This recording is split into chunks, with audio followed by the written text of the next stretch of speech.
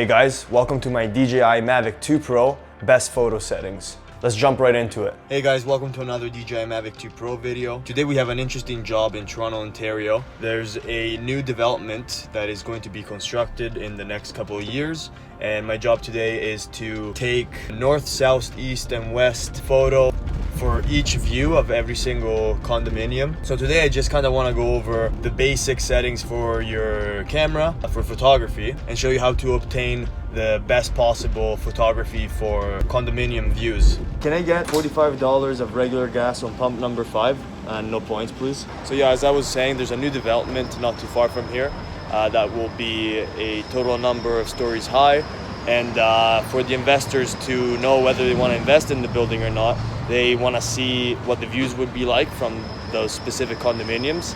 So my job is literally to just post a drone in front of the window wall of the condominium and get a north, south, east, and west view shot of each condominium. And just before we get into this, make sure to like and subscribe to this video, guys. It helps my channel a lot and it makes me know whether I should keep posting these videos or not.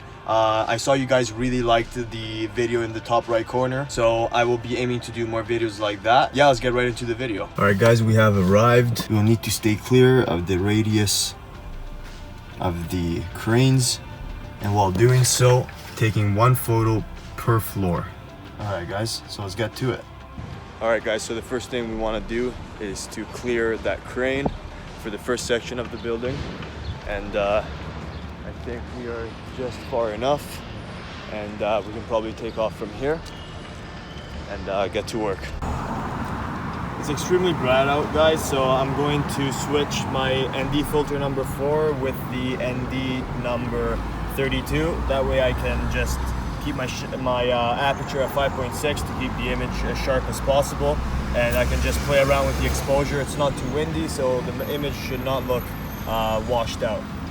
Okay, so we added our neutral density filter number 16.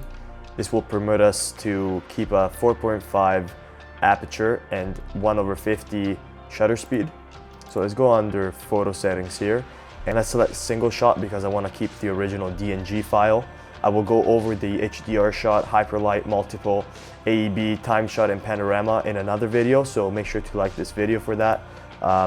Now next settings, let's go in our aspect ratio. Always choose the 3:2 aspect ratio for photos. This aspect ratio allows you to use all the pixels available in your sensor. And when you go in image format, you want to choose RAW. I don't really suggest using JPEG plus RAW. It just takes up space that you would probably need otherwise, so just select RAW. White balance today is really sunny, so I will select sunny. Style, I don't mess with that. And color, normal, of course. Now let's go in our settings and let's format our SD card.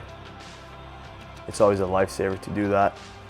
Let's go in our settings here, and I'm liking the exposure compensation by 1-3, but we can probably make it a little bit brighter, and that looks good. So ready to take off. The home point has been updated. Please check it on the map. All right, so let's start immediately by opening Adobe Lightroom Classic. It's my go-to software. Once it's open, let's open our photos. Just drag them in. Make sure you selected library. Bottom right corner, import. Once they're here, just select develop up here, and we can start immediately with the color correction process. So let's start with the highlights. Highlights here are a bit high, so I will lower them a little bit. However, the lights can be increased a tad, and then maybe we can decrease the darks a little bit and do the same with the shadows. Maybe add some lights, just like that. Now, maybe we can make this image a little warmer, so maybe 6,000 Kelvin.